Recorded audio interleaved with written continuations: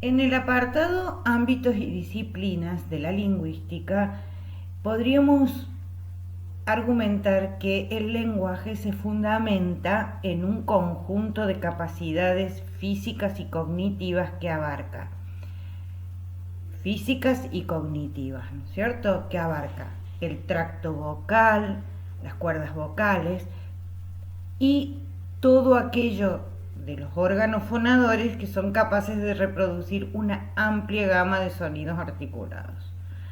Nuestra capacidad perceptiva que nos permite discriminarlos sería, digamos, el aspecto cognitivo, y estas habilidades mentales pueden gestionar las correspondencias entre los sonidos.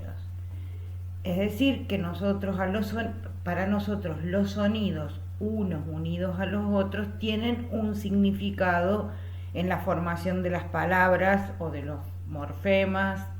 Es decir, los fonemas unidos a otros fonemas forman cadenas que son palabras. Estas capacidad de discriminar un sonido propio de la lengua es una capacidad cognitiva. El lenguaje supone un tipo esencial de conocimiento.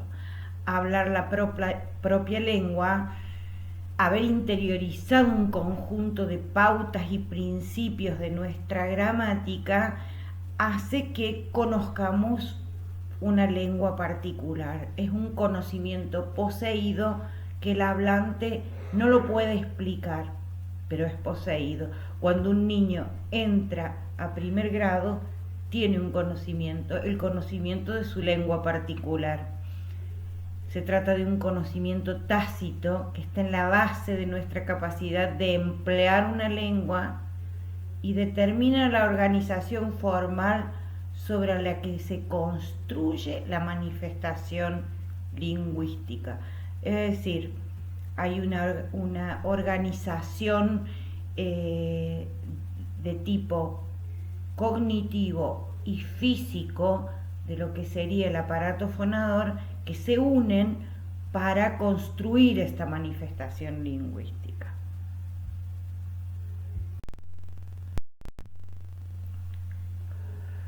El lenguaje representa además una forma de actividad. La actividad lingüística que se desarrolla en un medio social para alcanzar determinados objetivos tiene, digamos, en su esencia a la interacción de por medio, porque hay un medio social que nos lleva a interaccionar con otros para determinado objetivo, pedir un trámite, a, pagar una boleta o explicar en una clase. Tanto las metas de la actividad como el entorno imponen condiciones. Estas condiciones son externas a los fundamentos cognitivos, sin embargo ejercen presiones sobre la estructura misma. Es decir, hay condiciones externas del entorno que van más allá de cuánto conocemos de la lengua. La actividad lingüística da lugar a productos concretos. Por ejemplo, la realidad observable está constituida por nuestro lenguaje, por una muestra de lenguaje que hace que sean enunciados, textos hablados, textos escritos o textos signados, que es la lengua del sordo, la lengua de señas. Todo esto es una muestra del lenguaje. Estas muestras se pueden caracterizar en función de sus propiedades empíricas. ¿Se acuerdan que habíamos dicho que para elaborar una muestra se necesitan datos empíricos? Por ejemplo, pueden ser propiedades del sonido, las unidades contenidas en ellas, los significados de esos sonidos unidos unos con otros que forman, por ejemplo, nuestro léxico. Bueno, el componente lingüístico permite proponer hipótesis sobre cuáles son los fundamentos subyacentes. El conocimiento interiorizado del lenguaje, es decir, esa gramática mental, sirve de base previa y necesaria para comprender la sistematicidad observable en la actuación lingüística. El lenguaje no solo es un instrumento de comunicación, sino que es un soporte para el pensamiento. Es decir, en el lenguaje hay un aspecto observable que es la producción, pero hay otro aspecto no observable que es la base de nuestro pensamiento y es toda la actividad lingüística que tenemos cuando no producimos.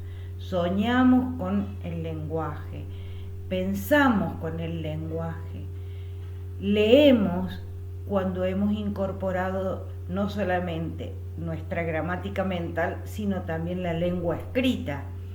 Bueno, o sea que también es una estructura formal y un vehículo de contenidos que usa patrones relativamente fijos, pero nos permite, crear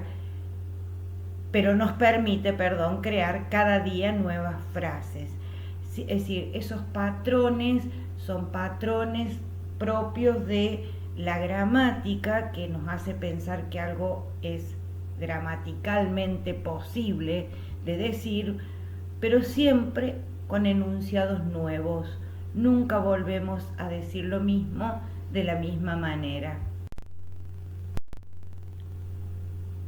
La lingüística quiere ofrecer una respuesta científica a las preguntas que podamos plantearnos sobre el lenguaje.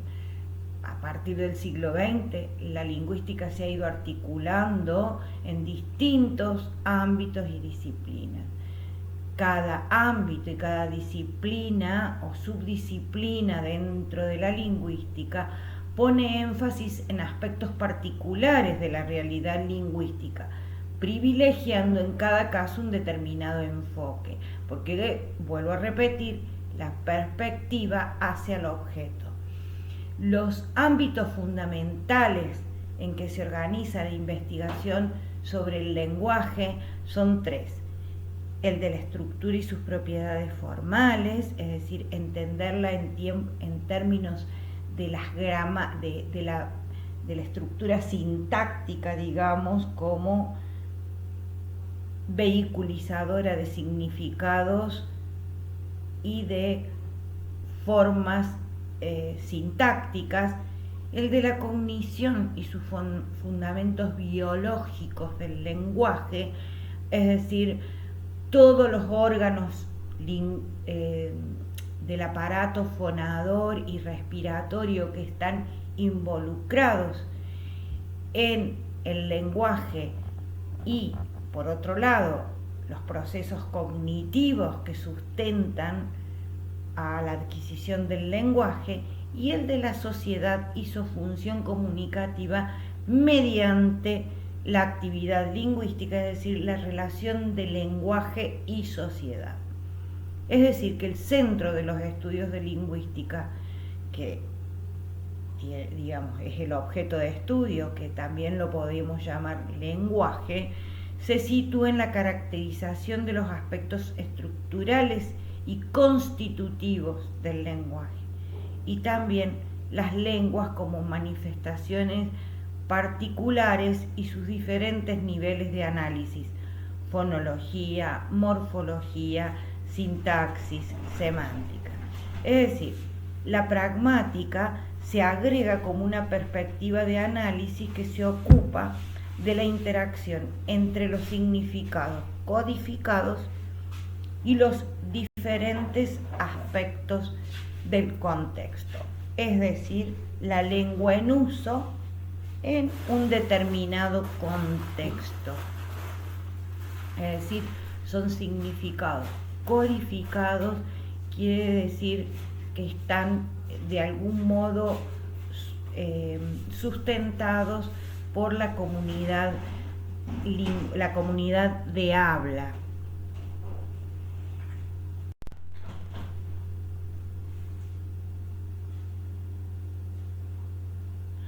La lingüística tiene como objeto de estudio al lenguaje, es decir, habíamos ya dicho anteriormente dentro de sus ámbitos y disciplinas cómo, digamos, se pueden diagramar estas estas subdisciplinas dentro de la lingüística. Si la perspectiva va a estar centrada en la cognición, tenemos a la biolingüística, a la neurolingüística, a la psicología, a la neurología y a la biología como disciplinas que, menos la psicología, podríamos decir que están reunidas en lo que llamamos el paradigma biomédico de la lingüística, y que, digamos, como es un comportamiento, el comportamiento lingüístico, la psicología aporta todo lo que ella estudia en relación a las ciencias de la conducta.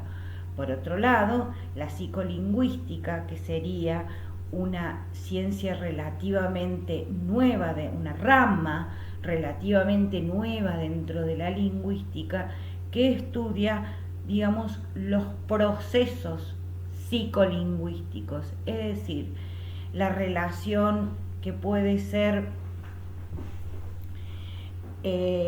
la relación que existe entre el pensamiento y el lenguaje, relaciones que se dan, por ejemplo, en los procesos de escritura, en el proceso de lectura y también en los procesos que involucran la adquisición de una segunda lengua. Es, digamos, una interciencia que une los aportes que la psicología puede dar en términos de el comportamiento lingüístico y todo lo que la cognición involucra en términos de procesamiento del lenguaje, comprensión y producción del mismo.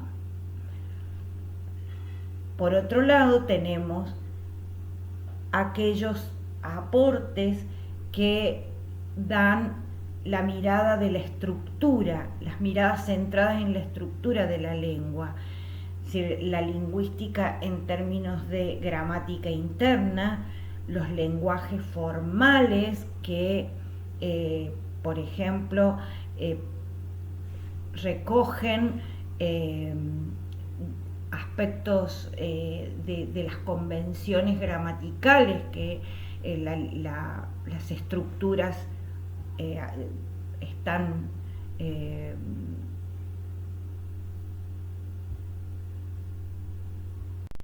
es decir, todos los estudios realizados en función de la estructura han permitido generar discusiones a nivel de lo fonológico, lo morfológico, lo sintáctico y lo semántico, y dar respuestas formales en relación a esto, pero no solamente en ese no solamente en esto en particular, sino también en otros aspectos, como dar cuenta de estructuras que permiten explicar cómo funcionan las gramáticas mentales, y de ello se ha servido todos los programas que existen en relación a la inteligencia artificial, por ejemplo, el ambiente Windows, ¿no? Por otro lado, tenemos a la sociedad que tiene una relación directa con, la sociedad está formada por hablantes que construyen un sistema de interacciones y comunicaciones, y que legitiman ciertos usos, y todo eso, esa relación entre lengua y sociedad la estudia los estudios están reunidos dentro de otra disciplina que digamos surge de la lingüística, que se llama sociolingüística, y la etnolingüística, que se ocupa de las relaciones antropológicas y sociológicas con el lenguaje. Y también la etnolingüística va a incluir, digamos, dentro de sus discusiones, dentro de lo disciplinar de la etnolingüística, las políticas lingüísticas. Por ejemplo, de aquellas zonas que tienen lenguas en contacto. Por ejemplo, en el caso de la Mesopotamia argentina, donde sabemos que convive junto con el español una lengua que está en pleno desarrollo, digamos, como es el guaraní.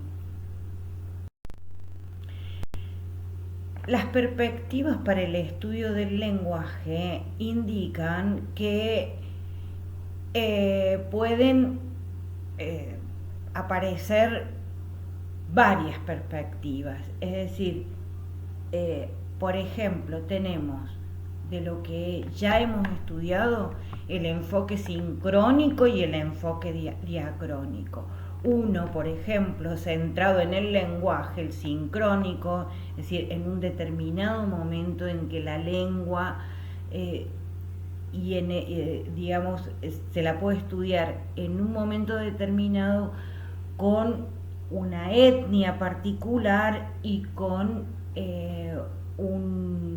unas ciertas particularidades que se dan en ese momento y en la actividad lingüística de una comunidad. Y después tenemos el enfoque diacrónico, que se nutre de todos, digamos, los cambios que pueden haberse producido en una lengua y que pueden indicar, por ejemplo, un cambio generacional o un cambio que se puede describir a lo largo de largos periodos de la historia.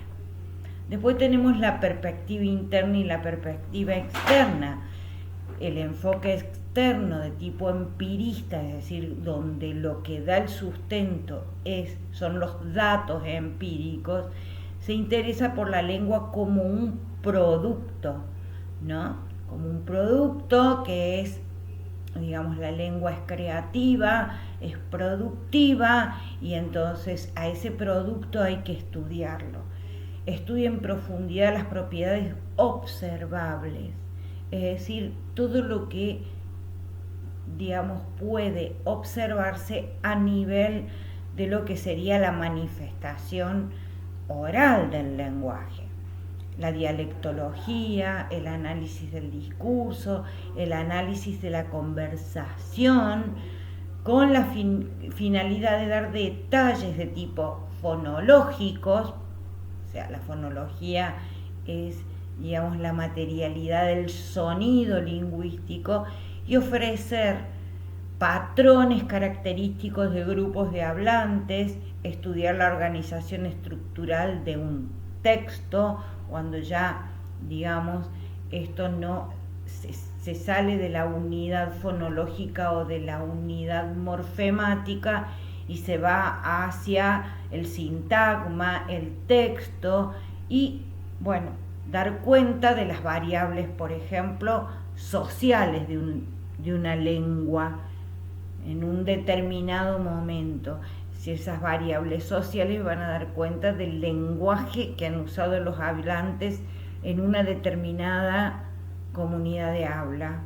El enfoque interno, de raíz racionalista, centra su atención en la lengua como capacidad, es decir, como una capacidad propia de, digamos, la especie humana, y que está ligada a esa capacidad al conocimiento. Es una capacidad que está, como ya les dije, determinada por una facultad del lenguaje que, digamos, interacciona con el conocimiento.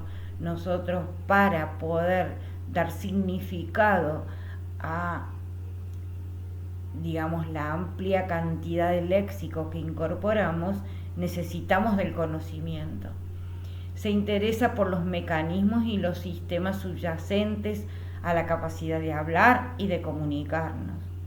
También se ocupa de cómo hemos adquirido el conocimiento lingüístico, es decir, explicarnos esto de por qué hay una facultad del lenguaje, cómo esa facultad del lenguaje se desarrolla en un ambiente lingüístico. Bueno, todo eso también es una perspectiva de estudio.